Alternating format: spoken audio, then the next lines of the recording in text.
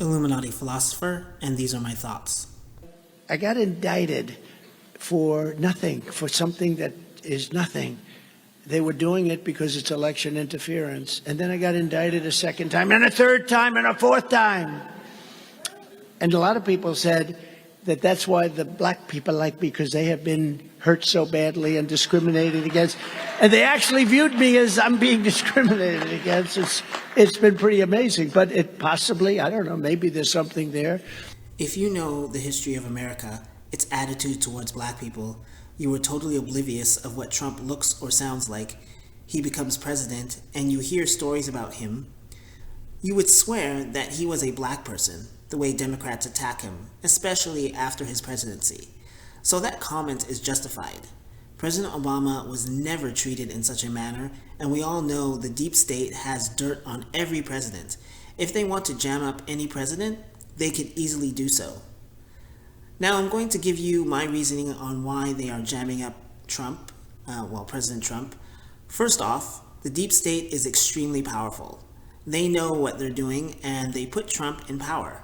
The Electoral College. The Electoral College are a bunch of officials who do the voting for us. So in case we elect the wrong person, they can fix that shit. Whoa, hold up.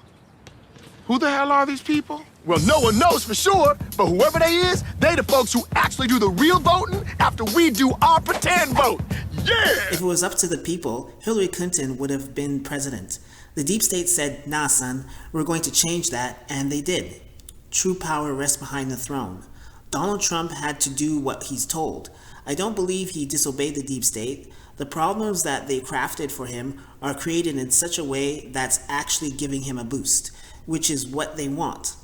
I believe that he's definitely going to get the nomination, but it's going to be snatched from him in such a way that it will rile up his base, especially the violent extremists, to come out in full force, coupled with the immigration problem. Huge powder keg, to the point where January 6th will be trivial in comparison. If that happens, it will give the government, President Biden, a reason to be like El Salvador's president and round them all up.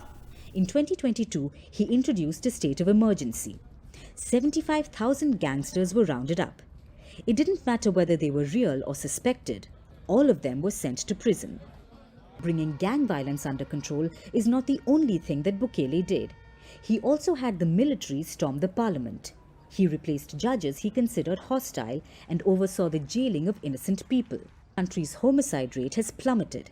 It was once the most dangerous in the world. Now it's at its lowest level in 3 decades, even lower than the global average. For those of you who do not know El Salvador's president, dubbed himself world's coolest dictator, Nayib Bukele, I'm sure I butchered that name, who has made his country dramatically safer by rounding up gang members. I guarantee you the deep state wants to do the same. You hear Biden constantly talk about white supremacists, right? Well, they're coming for them. We all know they were always the problem. Most white people and black people get along with each other. These white supremacists muddy the water, but not only them, all gangs, and most likely corrupt officials. The only way for Biden to become popular in his second term is to do something like that, because the economy is not going to be fixed anytime soon. It's just a theory. Second term will have new hurdles like the economy. He may have an overwhelming second term mandate, but El Salvador's economy is fragile. There is high public debt. Over 30% of the population lives in poverty, and consumer prices are rapidly rising. Salvadorians may be getting used to living without fear, but if Bukele doesn't act fast on the economy, the honeymoon period may soon come to an end.